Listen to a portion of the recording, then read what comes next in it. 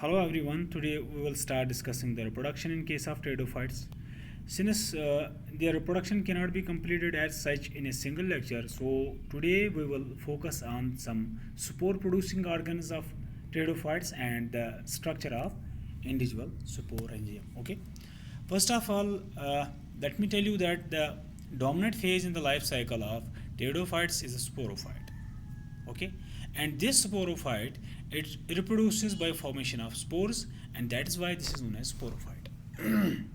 The spores in pteridophytes, they are formed in special structures which are known as sporangia, and pteridophytes have been divided into two types. The first one is homosporous pteridophytes and the second one is heterosporous pteridophytes. Majority of the pteridophytes are homosporous, that means almost 95% of the species of pteridophytes, they are homosporous. That means they produce spores which are all of the same size. There is no size difference in spores. But there are some examples. For example, Isoetes, Laginella, Marsilia, Azola, Salvinia, and there are many other examples. These pteridophytes, they produce two types of spores. That is why they are known as heterosporous pteridophytes. They produce two types of spores. The small spore is known as microspore, and that is produced in microsporangia, and the large spore is known as megaspore, which is produced in megasporangia. Okay, these are heterosporous pteridophytes, and later on these two different types of spores, they form two different types of gametophytes. Okay, microspore will form the male gametophyte and the megaspore will form the female gametophyte. This is a very important topic in pteridophytes. I mean, heterospory is very important topic in pteridophytes because it is the pteridophytes which have first of all evolved heterospory. अगर आप bryophytes की बात करेंगे, bryophytes में heterospory नहीं है. It is only pteridophytes where heterospory has evolved. ठीक है? That means it is the first group of plants where heterospory evolved. आप याद रखना, in majority of the cases the spores are of all the spores are of the same size, but in some cases like Isoetes, Laginella, Marsilia, Azola, Salvinia, the spores are of two types.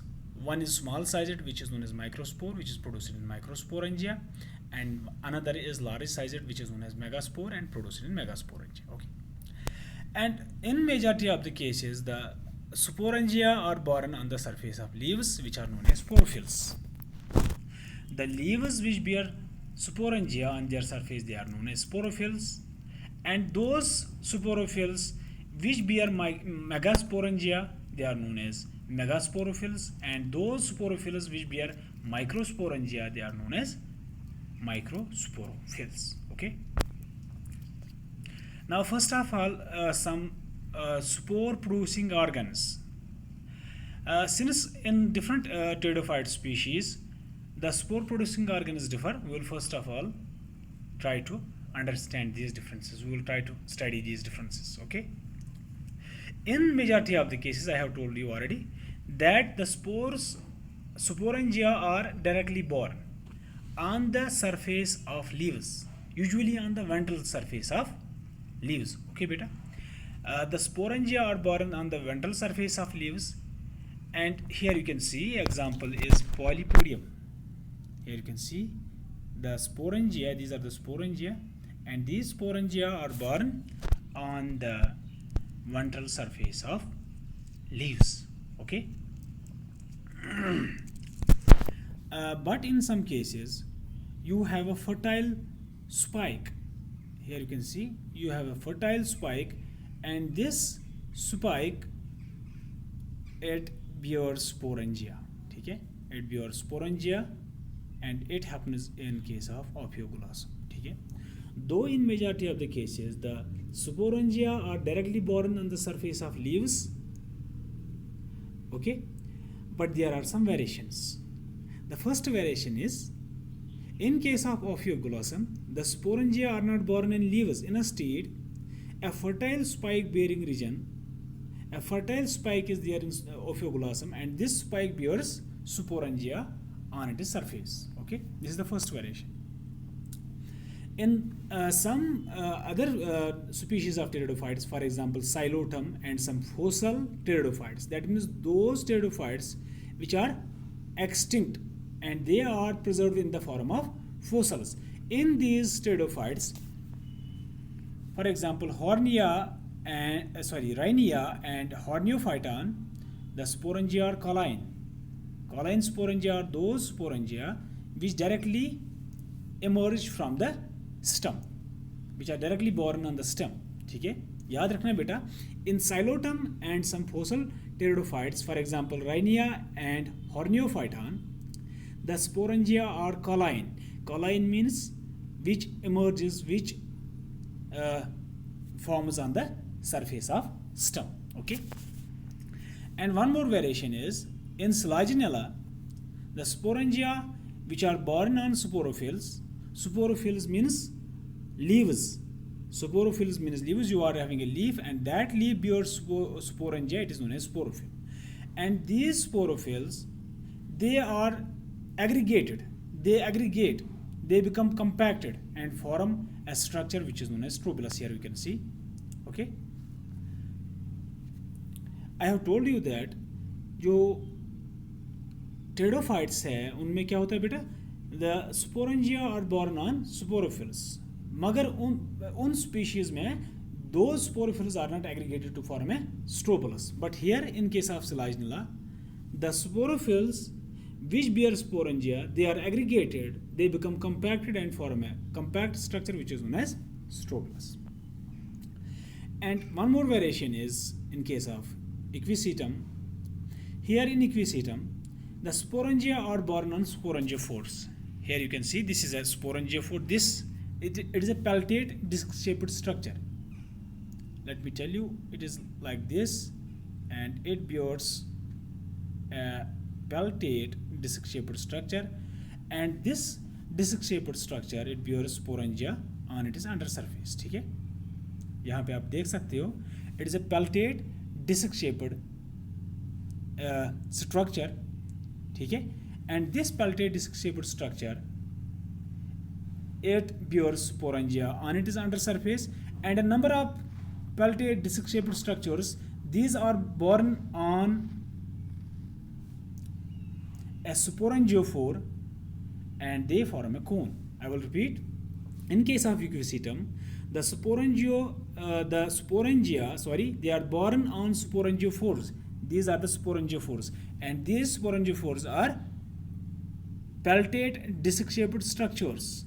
These are the disc-shaped structures, and on the underside of this disc, you have many sporangia. ठीक है, you have many sporangia, and when a number of these disc-shaped structures they aggregate, they form a cone-like structure. और एक peltate disc-shaped structure में बहुत सारे sporangia होते हैं. ठीक है बेटा, okay, and they aggregate and they form a compact cone-like structure. In furnace, the sporangia they are born in sori, and these sori they are developed on sporophylls. ठीक है, मैंने आपको पहले बोला है कि जो pteridophytes है उनमें sporangia are born on surface of leaves which are known as sporophylls. But in case of furnace, the sporangia which are born on the surface of leaves, they are not born singly, they are born in groups. And when you have a group of sporangia on the surface of a leaf, it is known as Sorus, singular. And if a leaf contains many groups of sporangia, they are known as sori, plural. Okay. Now there are different types of Sorus. The first one is simple Sorus. In simple Sorus, all sporangia mature at the same time. First of all, let me tell you what is how you can differentiate between a Sorus. Here you are having a Sorus. Okay, you are having a Sorus. This is the structure of Sorus. In Sorus you have a group of sporangia, and these are here. This is one Sorus. This is another Sorus which we have magnified here. Okay, and this Sorus it contains a number of sporangia. Okay, it contains a number of sporangia, And depending upon whether the sporangia, whether all the sporangia mature at the same time or they mature at different time intervals, there are different types of Sorus. The first one is simple Sorus. In simple Sorus, all the sporangia mature at the same time. That means you are having a group of sporangia, and all these sporangia in a group, they mature at the same time. Okay. The second one is gradate Sorus. The oldest sporangia, they lie in the center. For example, you are having here a Sorus.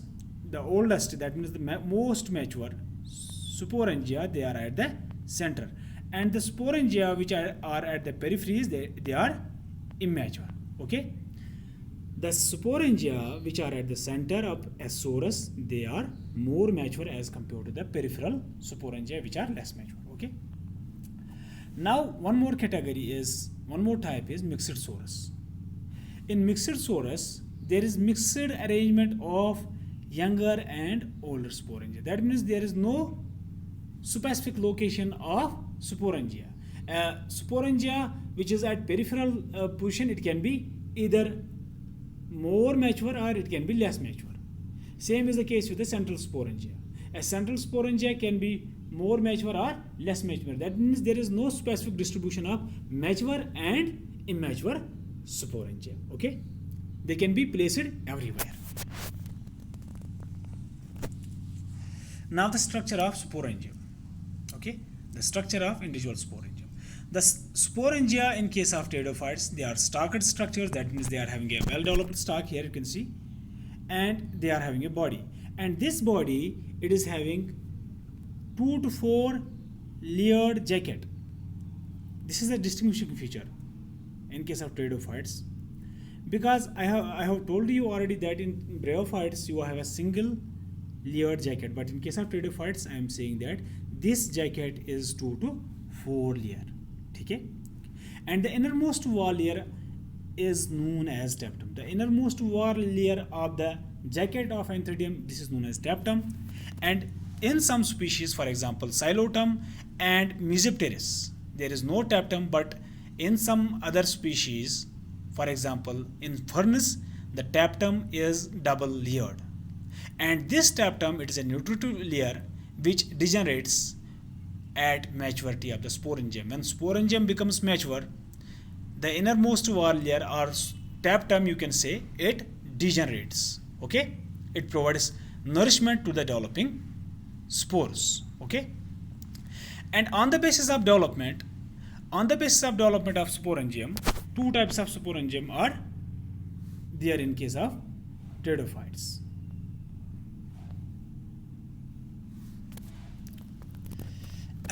The first one is Sporangia type. In Sporangia type, the sporangium develops from a group of inshells. That means you are having a group of inshells. Here you can see a group of cells, and this group of cells, they form the sporangium. That means if sporangium arises from a group of cells, if sporangium arises from a group of inshells, this is known as eusporangiate sporangium. Okay? Or simply you can say the development of sporangium is eusporangiate. And this superficial group of cells, this group of inshells, they divide periclinally. Here you can see they divide periclinally. They form an outer group of cells and an inner group of cells. The outer group of cells, they form the wall of the sporangium. And the inner group of cells, they give rise to the sporogenous tissue. Here you can see. You are having, first of all, let me repeat it once again. You are having a group of cells, and this group of cells, it divides periclinally. Periclinally means parallel to the surface, and it forms outer group of cells and an inner group of cells. The outer group of cells, they give rise to the wall of the sporangium, and the inner group of cells gives rise to the sporogenous tissue. Example is equisetum and selaginella. The second type of sporangium development in case of pteridophytes is leptosporangiate type. Okay, in leptosporangiate type, the sporangium arises from a single superficial cell. That means that cell which is placed superficially, which is at the surface. Here you can see from a single superficial cell, And this single superficial cell, it divides periclinally, forms an outer cell and an inner cell. And the outer cell, it gives rise to the sporangium, body of sporangium, and the inner cell, it gives rise to the stalk. Okay, the inner cell gives rise to the stalk and the outer cell gives rise to the proper sporangium. Sporangium proper जिसको हम बोलते हैं बेटा. You have to simply remember that in case of Leptosporangia type, the sporangium develops from a single superficial cell. It develops from a single epidermal cell. ठीक है? And this cell divides periclinally, forms two cells here, the outer cell and the inner cell. The inner cell gives rise to the stalk of the sporangium and the outer cell gives rise to the body of the sporangium. Okay, this is all about the structure and development of sporangium in case of pteridophytes. And next time inshallah we will discuss the structure